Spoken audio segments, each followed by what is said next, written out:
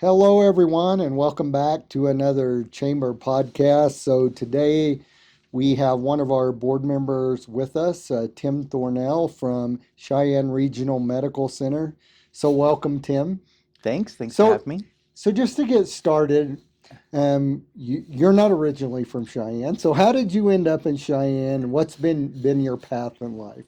Yeah, yeah. So I've been in Cheyenne for 5.5 years now, and we love it. Moved here with my family, so wife and 3 kids. And before being here, I'm a hospital administrator, so we move around a decent amount. That's just kind of part of the career path frequently. As you change hospitals, learn something one place, go on to a next, go on to bigger hospitals, those kind of things. So I spent the previous, 9 years in New Mexico. And for 8 of those years, I was a CEO of another hospital, and then one year a chief operating officer at a different hospital. And then before that, I was in Washington State for 5 years, again as a chief operating officer of a hospital, and then managed some physician network stuff for a large company, so in about 4 different states. And then before that, California. So that's where I'm from originally, and grew up there, went to school there, and had my first job there at a county hospital, managing again the physician practice side of things. So as we moved around a little bit, one of the things my wife and I realized is, we grew up in kind of the suburbs of larger cities, and we realized we actually like small communities, and we don't want to be in the urban area, but we do like being reasonably close. So when we were in New Mexico last, we were about 2 hours away from a place like Fort Collins. Hmm. We were about 5 hours away from a place like Denver, and that just felt a little remote. But the town was about the same size as Cheyenne, right? So moving to Cheyenne, when this came on our radar, I'm like, this could be just kind of ideal. I describe it as like Goldilocks, not too big, not too small. It's just right. And so you get to live in Cheyenne, and as a town of 65-ish thousand people, it has a few more amenities than a town our size usually has because it's the state capital. Yeah. So it's really kind of fun. And then Fort Collins, 45 minutes away, Denver less than 2 hours. So you have access to all those things, but I don't have to live in it. And how beneficial is that? So we really find, personally, it's that right blending of what we were looking for. And my goal coming here with 3 kids is, have them all graduate from the same high school and call someplace home. And this is it. This is what we're calling home. And our 2 of our 3 kids have graduated high school and are on to college, and one's a sophomore, so still several more years to go from that vantage point. But what I liked about the opportunity here, work-wise too, for Cheyenne Regional Medical Center was very similar. Right, it's a nice sized hospital. We do a great complement of services, but we're not too big, we're not too small, right? We do everything where we get to contain ourselves and Mhm. and provide a lot of services, and a lot of hospitals smaller than us throughout the state and parts of Nebraska and South Dakota send patients to us, but we're not too big. We're not a big, huge academic center. So the way I describe it is any one of our doctors can know every other doctor on staff if they want. Right. So again, it's that nice blending of having services so you can get stuff done here locally, but not being too big to where you feel disconnected from what's going on in the health system as a whole. I thought maybe you were just trying to move from the wettest place on earth to the driest place, moving from Washington to New Mexico. That quite a flip. But we are fortunate in Cheyenne. We have long touted this with uh, companies that were moving here that our healthcare for a community this size is certainly has been progressive, and there's a number of doctors Mhm. here. You can get a lot of things done here, but healthcare is not without its challenges nowadays. So, what are some of those things that you and your board talk about as being the biggest challenge for Cheyenne Regional Medical Center Yeah. moving forward into the future? Yeah, so our challenges, I think, are similar to what most hospitals are going to experience in their main challenge. So our main challenges probably aren't different, but how we tackle them and what the tactics we're going to deploy to make a difference might be a little bit different in a place like Wyoming and a place like Cheyenne than other places. But one is staffing, right? Whether it's our frontline staff hiring nurses or hiring physicians. And the reality is it's hard to hire physicians anywhere in the U.S. There's just not enough, right? And then when you add to it, you're going to come to a more rural place, like Wyoming. Even if we are in Cheyenne, the urban center of Wyoming, if you will, there's challenges to it more than just your average hospital. But what I find is, look, you know, you just have to search for the right person, because for the right people, this is amazing. Cheyenne is an amazing place to be, and so target that, and you'll do great. But it's really just having enough people. So how do we bring in a few more? You know, we need more nurses. We need more nurses in the United States. We need more nurses in Wyoming. We need more nurses in Cheyenne. So we're fighting that battle, you know, not just locally, everywhere is fighting that. So how do we, in our area, attract more people to go into nursing who's already here? And that is where we work with the junior college, LCCC. There's where we work with University of Wyoming and help them, you know, augment and bolster their programs, and they've been great partners for that. So we are starting to see some headway in that realm.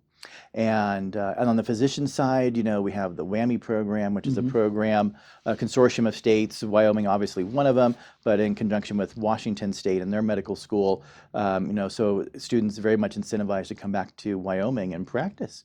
And so we are really working closely with them, trying to, you know, encourage more of them to come back to Wyoming. It's not 100% return, Right. but we're trying to get more to return, and you know, and Cheyenne's a great place for them to come back to. So we realize, you know, hey, we do some service lines that no one else does, so we might be able to get some of these WWAMI grads to come back to Cheyenne that have a specialty that they just couldn't practice back in their hometown, even if they wanted to. Right. So I think we're fortunate in Cheyenne for that. So how do we take advantage of that combination of, we can do a wider breadth of things in most hospitals in Wyoming, and you have a cohort of people who want to come back to Wyoming. So we've been able to make some connections there. And the second thing that we really struggle with, again, this is all healthcare, it's not unique to us, but you know, the reimbursement portion of things. Healthcare is expensive, we know that, right? But it's expensive for a lot of different reasons. And so how do we, you know, try and help grow our services, because everybody wants and expects, and they should, great care. But great care doesn't come inexpensively. And it's just, you know, you can look anywhere in the U.S., the more rural it is, the more likely it is to cost a little bit more, because you just don't have the infrastructure otherwise there. So it's challenging. So how do we bring that same level of sophistication, the high quality and caliber of care here to Cheyenne and to Laramie County in particular, and to Wyoming in some instances, and still do our best to try and contain costs? And that's a tall order to do that. But that's one of our big challenges, is how do we maintain that and make that happen? So we haven't had even one of these conversations where workforce has not been an issue. Yeah. So, you know, it's no different for healthcare. We have a hard time finding enough people to go into these fields, whether it's healthcare or carpentry or plumbing. We just need more qualified people, and Yeah. across the board. So certainly I know a challenge you are constantly working on. So some of our watchers may not know what the WWAMI program is. So can you tell them what the WWAMI program is? Yeah. It sounds like one of those games at Chuck E. Cheese. Whack-a-mole or something. Yeah, yeah. So, Yeah. so what is the WWAMI program, So- and how does that benefit? Yeah, so WWAMI, it's an acronym because we're in healthcare and we love acronyms. Give everything an acronym. But Washington, Wyoming, Alaska, Montana, Idaho. Okay. Right, so those are the states that make up the consortium. So of those states, only Washington State has a medical school. So their medical school has said, hey, we recognize these states surrounding us, surrounding Washington, don't have medical schools. They clearly need physicians, need them trained. You want people from your community trained to come back home. So they allocate, you know, a certain amount of slots for every state every year. So I think we get about 20 slots of students that can go into our program here in Wyoming, part of the greater WWAMI program, that get a spot in University of Washington's medical school, right? And they do their first 2 years here in Wyoming. Most of it's done in Laramie, you know, in conjunction with the University of Wyoming. Do their first 2 years here, and then their second 2 years, they do some of it in Seattle, where University of Washington's at. But their third and fourth years anywhere in medical school is their clerkship. And so while they do have a home base, they are allowed to go to different hospitals to experience different aspects of medicine. And so the WWAMI program lets them do more away from their home base being Washington, where the medical school is, so they can actually do more of their clerkships away, and a lot of that away is back home in Wyoming. So they get to do a lot of that experiential learning in Wyoming as well. So great for them to be able to do that. And then the state of Wyoming says, hey, if you go through the WWAMI program and then you, after medical school, you go do residency, 3 to 7 years, depending on your specialty, maybe even a little bit more. But you come back home to practice, come back home to Wyoming to practice, we'll forgive the vast majority of your medical school student loans, right? The cost for it. They'll defer the cost for it. Gotcha. And because it's expensive to go to medical school, they'll defer the cost for it and forgive, most of it. So that's a great incentive, right? That could be hundreds of thousands of dollars. The average medical student across the country is exiting with about $150,000 to almost $200,000 in debt, in educational debt, right? So that's significant. Right. So you attract a cohort of people who like Wyoming, love Wyoming, grew up in Wyoming, have some core desire to come back to Wyoming anyway, and then you add on to it, hey, there's a financial incentive to forgive a lot of this medical school debt. It can be a pretty powerful tool to allure people back to Wyoming to practice medicine. Well, you have a couple kids in college. You know that undergraduate isn't free either, right? No, it's not. Yeah. So, you mentioned this a little bit, just about medical care is expensive. Additionally, we talk a lot about in chambers across the country about the role of uncompensated care on healthcare industry, and how doctors are they're doing what they should do, right? They're treating people, but a lot of these folks, even still after years of talking about this in Congress, don't have health insurance, Right. don't have wherewithal to pay for it, and yet they do get treatment. So, is uncompensated care, and you're a county hospital, right? So, Right. uncompensated care in Laramie County is a challenge for Cheyenne Regional Medical Center, and Yeah, so it is. So uncompensated care can be in the form of bad debt or charity care. The combination of the two for us is somewhere around $55-60 million a year. So that's what we face, as a shortfall from uncompensated care we delivered, that there's just not a funding mechanism for. So how do we make up for that shortfall? And it can be, frequently we think of people that don't have health insurance. That's certainly a big part of it. But there's also a contingency of people out there that we call underinsured.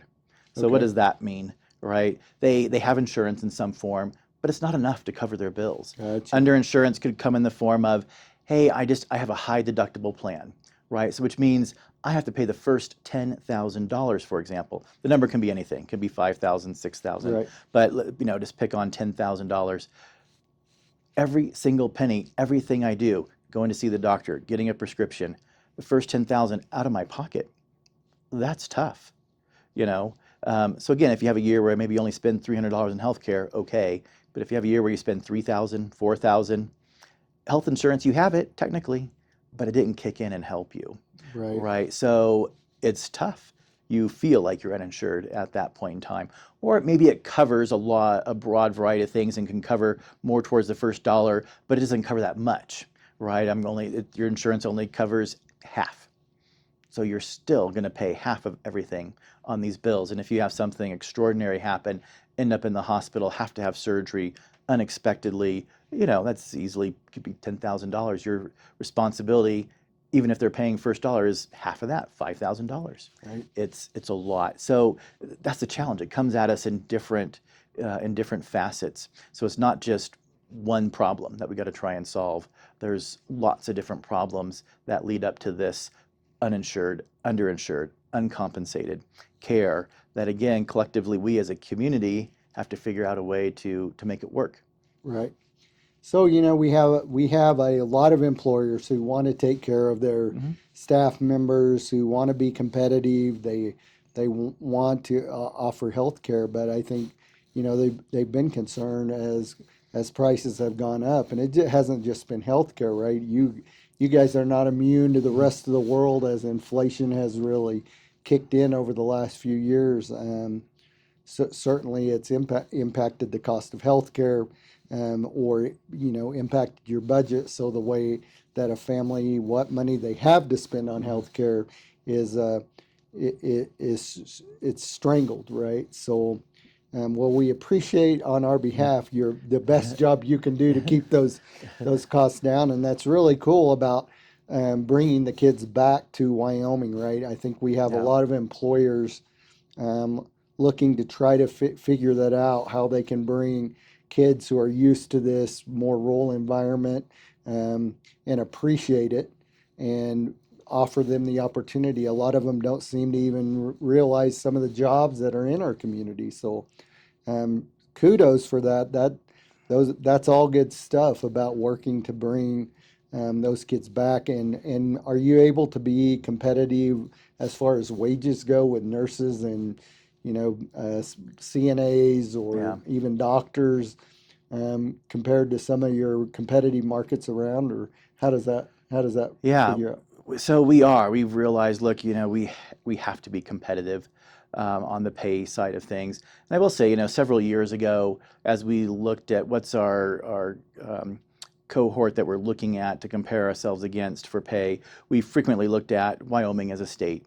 And what we Right, realized a couple of years ago was just by virtue of our proximity to Colorado, really we're losing more people to, Fort Collins than we are Cody or Sheridan, right? It's just the right, reality of it. So we did in the last, 4 years or so, 3 or 4 years, kind of recalibrate what we looked at. So our benchmark really is the Front Range, right, rather than just Wyoming as a whole. That gives us a more fair comparison of really where people who would work for us are choosing to go work. And so it did change it a little bit about, in terms of it is a little more competitive and pricing is a little bit higher, salaries a little bit higher. Looking at the Front Range, that did increase our spend a little bit on salaries, but we thought that was the right thing to do. That's really is our competition. And so we do target to be above average. So we set our average for our pay at our hospital slightly above the average of the Front Range, right? And so that's our methodology for being competitive, right? We weren't targeting to be the most lucrative place to come work because that's just it's really hard to do to be that front runner, that leader in that regard. But we wanted to be better than, higher than average. So we are. So we really think that's helped. And we do attract people from Colorado who live in yeah. Colorado and come work up here at our hospital. I was just going to say I have a good friend who I sit on quite a few groups with, and he's the chamber director in Boston.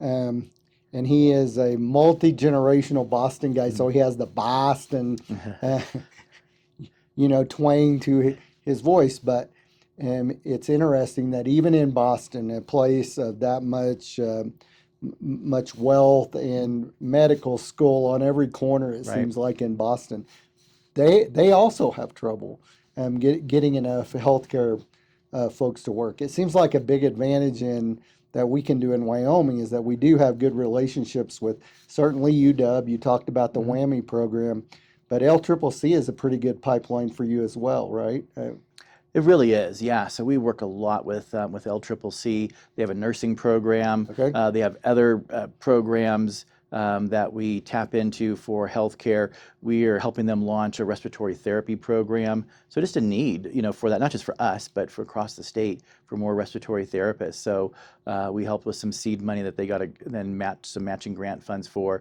and that's what was able to get that program off the ground. And so we're always looking for innovative ways to partner with both University of Wyoming and with LCCC to see how we can, help each other and improve the pipeline to more people coming into the healthcare field, and those that we train stay here, Right. right? So one of the interesting programs that we started just maybe 2 years ago, SNP, Student Nurse Internship Program, Gotcha. right? It's an acronym. Got to give everything an acronym in healthcare. But it Have says, you go hang out with the military. yes, Between they the have their two own of you, you guys version wouldn't of even them. be able to have to have an interpreter. Yes, but this is targeting students that are already nursing students at either program, and they're taking classes. But then during the summertime, they may not take their full complement of classes. They want to work a little bit. So we have a special job description for them to come work for us. They're not nurses yet, but they get paid, better than you would otherwise, and it just gives them that internship, if you will, paid internship into nursing. So they get more hands-on experience. Right. They get it here at our organization, right? So they're familiar with us, we're familiar with them, and they're just better prepared to go into their second year of nursing after that. And so we find it's beneficial all the way around, right? They get more hands-on training, they're better prepared, they're better equipped when they graduate and wherever they go, but then they also got to work with us and they might like it, so hopefully a little bit more incentive for them to come back and work at Cheyenne Regional Medical Center. Very good. Just before we let you out here, I want to take your CEO of the hospital hat off for one moment and put your chamber board of directors hat on. When you look at Cheyenne, what do you see in the next maybe 5 years for Cheyenne, and how do you feel about our community, and how do you think people should be looking at the future of Cheyenne? Yeah, so I'm really excited to be here in Cheyenne. And I said, 3 kids going through school, and they've had a great education. We've been, very pleased with that. And Cheyenne, I think, is poised and has, the ability to control itself. And by that, I mean, look, growth is inevitable. You're going to have some growth. And I think we can moderate that to make it sure that it's sustainable growth. It's not out of control, but we can't also be afraid of it, right? We've got to embrace some, level of growth for our community. So I think when we find and strike that right balance of, yes, we need to grow a little bit, but we need to do it in a controlled fashion that makes sense for us as a community, that's our sweet spot. And that's where I think Cheyenne can really, thrive as a community and just be such a great example of America.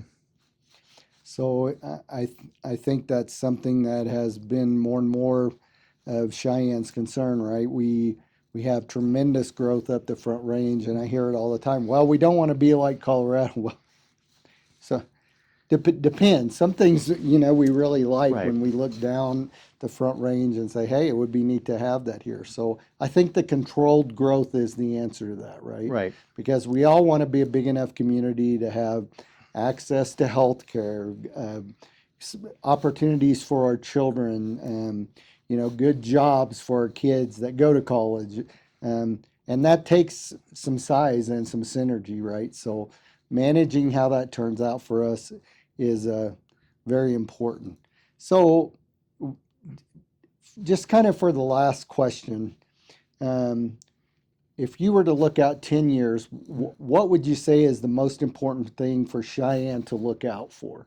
Or what would you encourage us that, hey, we need to hang on to this attribute because it has certainly paid us well, maybe why you liked raising your family here, and it's something we really need to pay attention to. Yeah.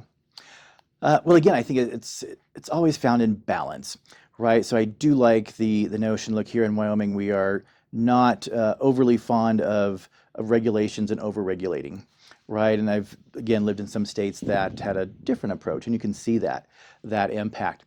So I like the fact that we have this tempered look at regulating things, but again, that balance piece. There's still, as a society, we need some regulations, right? Yep. We need some. So how do we be thoughtful in that? So Wyoming, I think one of the great benefits of here, and we just need to keep pace with it, is, look, we get to watch everybody else around us kind of go ahead of us a little bit in some of these regulatory fashions, whether it's, social regulatory components, financial, business regulatory components, and you get a chance to sit back, watch them do it well or do it wrong, either way, and then we get to come in and pick the best of everything. And see how to do it. But we can't be afraid that, and have the notion that, look, you can't, we don't regulate anything, because that doesn't work, right? But clearly don't over-regulate things. I'll give you one healthcare example. This is a different state I was in years and years ago, and you could see, something bad happened, a bad outcome, in a state from the healthcare side of things. And so the legislature came in and said, we got to regulate it. This is in the OB world, so delivering babies, right? And they said, now everyone has to be in the hospital at least 2 days. And this was like 15 plus years ago. And I could have told you then, that's okay today. That will not be okay 10 years from now.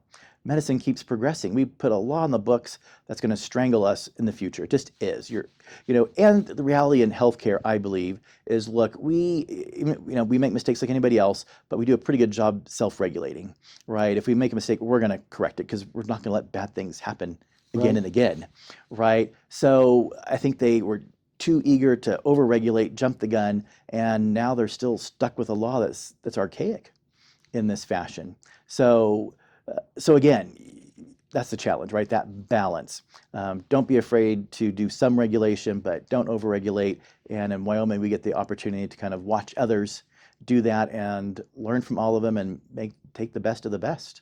And certainly, I would say that to everybody out there watching, we need you to be engaged to make sure that that doesn't happen to us, right? So last year, I think we finished up the short legislative session with about 550 bills, something around there. Yeah. So we've been running that 500 to 600 bills a year, and all of that is some kind of regulation, right? Either for or against, and so we need people to watch and pay attention to what we send to them and weigh in with their local officials and and really participate. It's one of the things about Wyoming that I think can keep us one of the best places to live, work, and do business is that people are engaged in their political process, they are interested in their political process, and they appreciate where they live. Well, Tim, we're kind of running the end of our time, but thank you that I know in Cheyenne, my family's had to use the healthcare here a few times over the years, and we are very fortunate to have a strong regional hospital, and your leadership is no small part of that. We thank you very much for that, and please keep doing good work and making sure that Cheyenne Regional Medical Center is one of the best hospitals in the state and the region. We appreciate it. Thank you. Yeah, that's our goal, and we have a big role to play in the economic engine of our communities, and we want to play that role well. I think you are the behind the military, behind the military and state government. You are the next largest employer in Cheyenne. We So, yeah, so we you probably are a tremendous economic engine, as healthcare usually is. And that's a pretty positive note to end on today. yes. That good for the economy can get fixed whenever you break something, which I do at my house a lot. And we appreciate everybody for watching. Have a good day. Thank you.